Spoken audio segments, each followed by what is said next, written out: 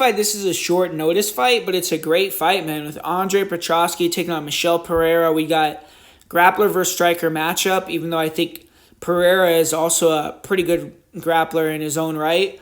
We got Petroski's coming in on short notice for this fight, so that's something that's a big concern because he has had cardio issues in the past. And then with Pereira, we got a guy that botched his weight cut for Wonder Boy, which was the biggest fight of his career, blew that opportunity and got forced up to 185. So mentally, is he going to be in the right headspace, or is he going to be kind of bummed out that he lost that fight, overlook Petroski, or not show up? I mean, there's some question marks for both guys here in terms of how they're going to look in this fight, but I do like the move overall for Pereira up to 185. I think he was a gigantic 170.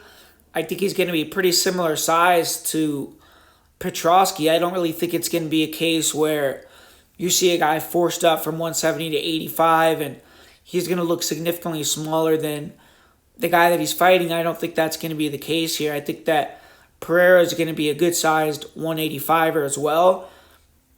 And it's kind of tough to break down this fight because, at least in recent years, we haven't seen Pereira go up against a wrestler or a grappler.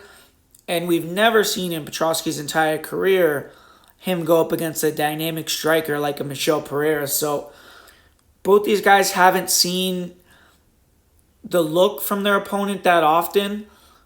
But Pereira has way more experience. I mean, the guy has 4 times the amount of fights almost.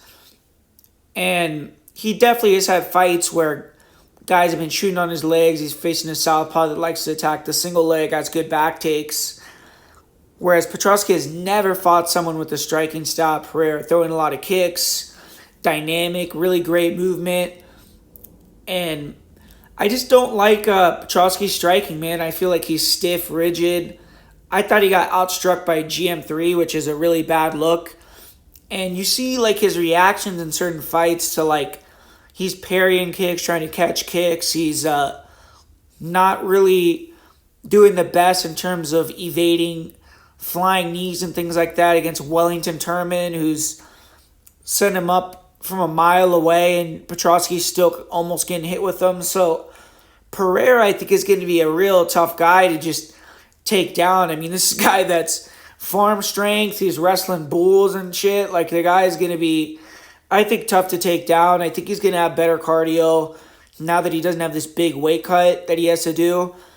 And I just don't think Petroski is going to be able to handle the striking very well. I think Petroski is going to struggle to get the takedown. I think he's going to look lost, and I think eventually he's going to find his way out of there with a knockout loss. So Pereira, I just think with all his experience, I think that Petroski is going to struggle to deal with that dynamic style, and I think Pereira is going to be just fine trying to deal with the style of Petroski. I think he's going to be confident that if he shuts down the takedowns, it's his fight to lose, and even if he has to get taken down in the first round, just try to maintain your gas tank. Don't be too worried about just jumping right back up to your feet if it's a struggle, or don't waste energy being super nervous or make a mistake and get submitted. Just stay calm and get back up to your feet for the next round and go back to work on the feet. And I think that Petroski is the one that's going to have more cardio issues coming in on short notice.